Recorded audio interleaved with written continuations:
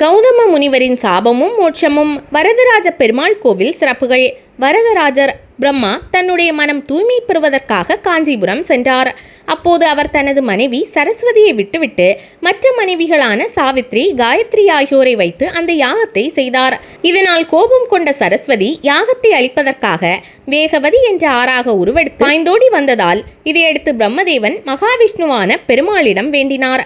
வெள்ளப்பெருக்கு வரும் வழியில் மகாவிஷ்ணுவான பெருமாள் சயனித்து படுத்து கிடந்தார்.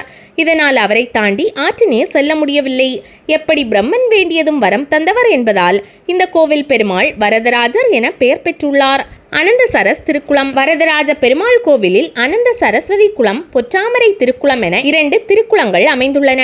மேற்கு ராஜகோபுரத்தில் வடகிழக்கிலும் 100 கால் மண்டபத்திற்கு வடக்கேயும் அனந்த சரஸ்வதி குளம் இருக்கிறது. இந்த குளத்தில் விமானத்துடன் கூடிய 4 கால் நீராடி மண்டபத்தின் அடியில்தான் அத்திவரதர் சயன கோலத்தில் அருள்பாலிக்கிறார். அத்திவரதர் 10 அடி உயரமும் 4 அடி அகலமும் கொண்டவர். முழுவதும் அத்தி மரத்தால் செய்யப்பட்டவர். இவர் திருக்குளத்தின் உள்ளே இருந்து 40 ஆண்டுகளுக்கு ஒரு முறைதான் வெளியே வந்து கோவில் வளாகத்தில் உள்ள வசந்த மண்டபத்தில் எழுந்தருளி 48 நாட்கள் பக்தர்களுக்கு காட்சியளிப்பார்.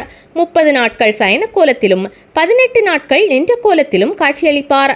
40 ஆண்டுகளுக்கு ஒரு முறை நிகழும் இந்த அற்புதமான நிகழ்வு கடந்த 2019ஆம் ஆண்டு நடைபெற்றது. தங்கப்பள்ளி, வெள்ளிப்பள்ளி.